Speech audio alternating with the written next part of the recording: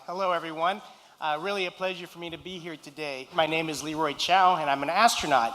During my 15-year NASA career, I had the good fortune to fly 4 times into space. My first 3 missions were aboard space shuttles, and on my 4th mission, I trained with the Russians. I launched out of the Baikonur Cosmodrome and flew to the International Space Station, where I served as the commander of the station for a 6.5-month flight.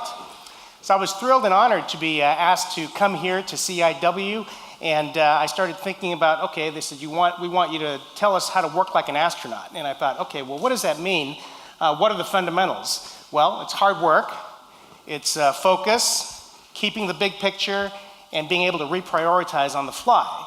But then I thought, well, wait a minute, those principles apply pretty much to any demanding job, whether you're commanding a spacecraft or whether you're waiting tables at a busy restaurant. And I'm serious about that. I have more than once remarked that if you are able to work a busy restaurant, you actually have the foundation of becoming a very good instrument pilot. So I thought the best thing I could do is tell you about my personal story and how growing up in 2 different cultures simultaneously helped to, I think, differentiate me and help me to better understand and better appreciate the differences between us, which I think allowed me to help build better and more effective teams.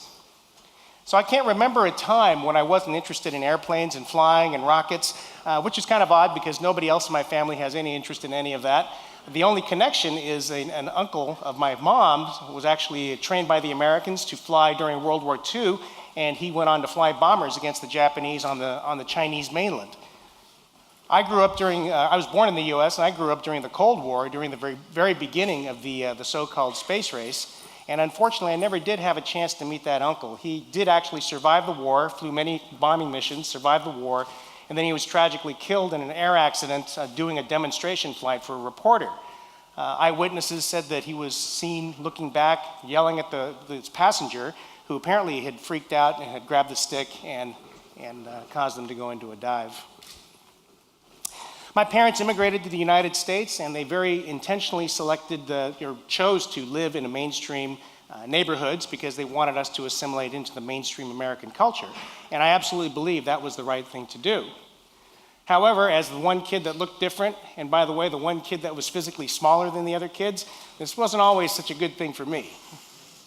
And as I got into middle school, things didn't really get any better. So, whatever doesn't kill you makes you stronger. I threw myself into my studies, learned how to deal with different situations, and I was really fascinated, really threw myself into my passion for space. And as LZ was talking about Apollo 8, this is probably the most incredible photograph ever taken from space, in my opinion, and really captures the humanity and just what we're all about. And it really inspired me to think about wanting to become an astronaut myself. Later on, a few years later, actually 1 year later, watching Apollo 11 land on the moon. I remember watching that old black and white TV set. Some of you here might be old enough to remember what a black and white TV set is. But I remember watching the scene in the Mission Control Center unfold and listening to the transmissions coming back from the moon as Apollo 11's lunar module approached the surface and then actually landed. Hours later, watching Neil Armstrong and Buzz Aldrin take the very first steps of any human beings on another planetary body kind of sealed the deal for me. I knew that I wanted to become an astronaut.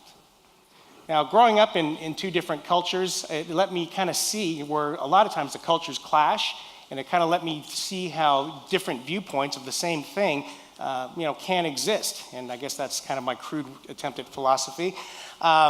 But it gave me an understanding that, things don't always fit together, and sometimes you have to make make choices. You have to understand the other members of your team, what motivates them, why they might have a different viewpoint or understand things differently. And I think that's the key to effective communication and building effective teams.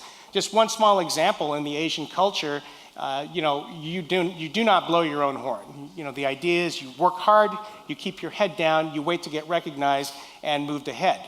And as we all know, that really doesn't work too well in Western culture. And I would venture to say that if I hadn't consciously made an effort to break out of that way of thinking and that way of operating, I probably would not have made it to becoming an astronaut. By the way, I put this photo up for a little bit of comic relief. This is 20-something years ago and 20-something pounds ago. I joined the 13th astronaut group at NASA. This was a very exciting time. We came from all different walks of life. There were research engineers like me, military test pilots from the different services. We had a couple of medical doctors and a couple of physicists. We were different genders. We came from different races, coming from all kinds of different backgrounds. We all came together and started getting to know each other and working together at NASA. And it doesn't matter if you're putting together a space crew or a crew to work the Mission Control Center or a crew to work in the boardroom. As you all know, it's the people that are going to make or break you, right? And understanding the differences, we're all different. We come from different backgrounds, and I think that is really the key to effective communication and the effective way for a leader to figure out how to build a cohesive team out of all these different individuals. Understanding these differences and applying it is what's going to make you successful in your business. I trained and flew all of my missions actually with international astronauts and or women as well, so all mixed crews. My first mission to space, 4 years after I came to NASA, I realized that boyhood dream, getting to go fly aboard Space Shuttle Columbia. We were so the second international microgravity laboratory, which means in the back of the payload bay, we actually had a laboratory module called Space Lab, and these were the days before we had an International Space Station, so this is the main way we did research. But we worked on experiments from around the world. We traveled around all over Europe, Canada, Japan to meet these scientists and train with them, figure out what they were trying to do, and at the end of this mission, we had actually accomplished over 80 different scientific investigations. Upon returning, I pretty quickly got turned around onto my second mission aboard Space Shuttle Endeavour, and the main purpose of this flight was to use the robotic arm to retrieve a Japanese satellite. But the biggest deal for me, personally, was my first chance to put the big white spacesuit on, go outside and lead my first 2 spacewalks. This was really quite a thrill, and what we were doing, we were testing tools and construction techniques that we would later use to build the International Space Station. On my third mission aboard Space Shuttle Discovery, I got to put some of that into practice. We were the second major assembly mission of the station. We brought 2 pieces with us in the back of the payload bay. We went up to the space station, which back then was pretty small still. We used the robotic arm to position those 2 pieces, and then over 4 spacewalks and 2 teams, we went outside and bolted those pieces into place and mated the electrical connectors to bring them all to life. After the landing of Space Shuttle Discovery, somehow 10 years had gone by. I'd flown 3 space shuttle missions, and I was trying to figure out what I was going to do next when the chief asked me to join the Expedition Corps. Now, this was quite a change. Up until that point, my career had been geared towards figuring out how we're going to do all the spacewalks, helping to develop the tools, and figuring out how we're going to split up the missions and how it was all going to work together to build this most audacious construction project that we've ever done in space. Now I was being asked to shift gears. I was still going to be a flyer, but no longer would I be flying 2-week shuttle missions. I was being asked to train to live and work aboard the station on what turned out to be a 6.5-month flight. So the first thing I had to do was wrap my head around, did I want to live in space for 6.5 months, basically in a series of tin cans? You know, that's seriously not for everyone. Once I did, I took a couple of days for that, I really did, and once I decided I did want that challenge, the bigger challenge was the training. It was a 3.5-year training flow. I was going to have to spend half of my time in Russia, basically 1 month in Star City, 1 month in Houston, back and forth for 3.5 years. I was going to have to learn the Russian language to pretty much a fluent level because I was going to operate as the co-pilot of a Russian Soyuz, and I had to train half my time over there with instructors that didn't speak English. Now, the cosmonauts had to do the same thing. They had to learn English. They had to spend half their time in Houston training with our specialists, and at the end of the day, we all decided it was a very worthwhile thing. But the biggest takeaway for me from this training and this mission was not the flight itself. The flight itself was fantastic, but really what surprised me was this experience of living in another culture, really broadening my perspectives. I had to learn a lot of traditions. Some traditions are a little tougher than others. Some are more subtle. What's wrong with this picture? Well, in the West, nothing. In Russia, you never shake hands over a threshold. It's bad luck for both of you. And the Americans, when we first got there and we tried to shake someone's hand over a threshold, the Russian would quickly jump inside, and so it wouldn't be bad luck for either of you. Nobody could really explain to me why it was bad luck. It just was. Also, speaking of luck, you don't wish each other good luck in Russia. This is very bad luck. You're jinxing someone, right? You don't wish someone a good flight or a good mission. You certainly don't if you know that someone you know is expecting a child. You certainly don't congratulate them. You don't wish them good luck. And you don't give them a baby shower. You don't give them a gift until the baby is born and everyone is healthy. Now, these seem like small things, and they are, but if you make that effort to understand the culture that you're in, they will appreciate it, and it'll be a more positive experience and give you that edge in moving along. This is my home away from home. This is Star City. I guarantee you this looks nothing like the Johnson Space Center out in Houston. I can also guarantee you that there are no statues of me at the Johnson Space Center or any of my colleagues. This is the Russian Mission Control Center. Now, what do you see here that you will never see in Houston? Anybody see it? Advertising. Right. And the funny thing is, most of those companies are Western. Expedition 10 was the mission we flew. We launched aboard a Russian Soyuz. Sal Sharipov was my crewmate. At the time, he was the youngest full colonel in the Russian Air Force, but interestingly, his background, he's an Uzbek who was born and raised in Kyrgyzia. So just a piece of trivia, he and I actually comprised the first all-Asian heritage crew in space.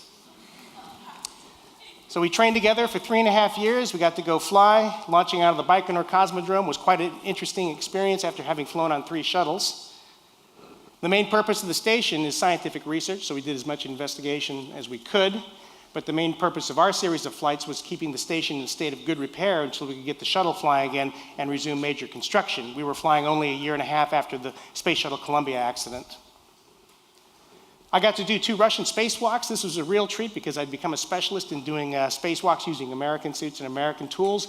And this was a chance to go out and further space station construction by installing navigation antennas, as well as installing and retrieving experiment packages. I'd be remiss if I didn't show you some pictures of the Earth. This is looking over the Himalaya Mountains into China. And from our perch about 300 miles up, the Himalayas look pretty small, but just remember, buried down in there somewhere is Mount Everest. This is Mecca, Saudi Arabia. The white spot in the middle, that's the Grand Mosque. This is Beijing, the capital of China. The rectangle in the middle is the Forbidden City where the old emperors used to live. This is Seoul, South Korea at night. This is Manhattan, New York City. This is the southern tip of Florida, a very beautiful part of the world. Blues and greens are really spectacular here. Glaciers in Patagonia, South America. Sometimes Mother Nature's just funny. I saw this in January, grabbed the camera, had the perfect thing to send to my wife for Valentine's Day. It's been kind of hard to top ever since, though. Here's some kind of artistic photos. This is an area in the Ukraine. My chemical engineering background tells me this is some kind of an evaporative recovery pond. The green suggesting some kind of a copper solution. No doubt an environmental nightmare, but it made for a pretty picture. This is one of my favorites. This is Lake Nasser in Egypt. I managed to capture this just as the sunlight was reflecting perfectly off the surface of the water into the lens, making it light up and look just like this out the window just for a second.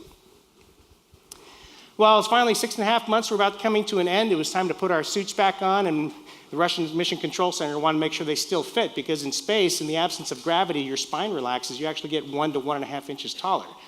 Now, before you get too excited about that, well, they have to accommodate for that when they build the suit. But before you get too excited about being taller, within about an hour of being on the ground, you're pretty much back to your normal height. We landed with a thump on the steppes of Kazakhstan. Under the parachute canopy, you're still coming down at about 25 feet per second. We do have soft landing rockets that fire, and the seats stroke against the piston, and seat liners are individually molded to spread the load out. So when all that works, you hit pretty hard, but it doesn't really hurt.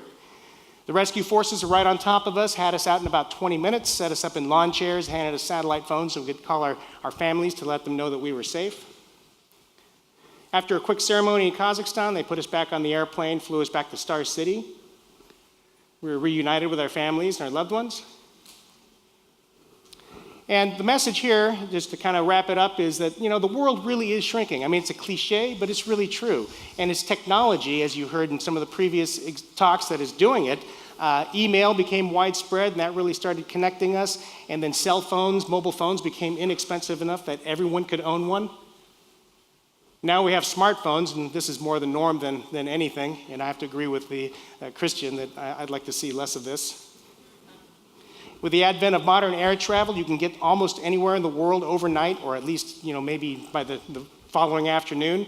And so my point is, the world really is shrinking, and it really is connected, and understanding those differences really has become much more important for you to be successful. You've got to keep an open mind.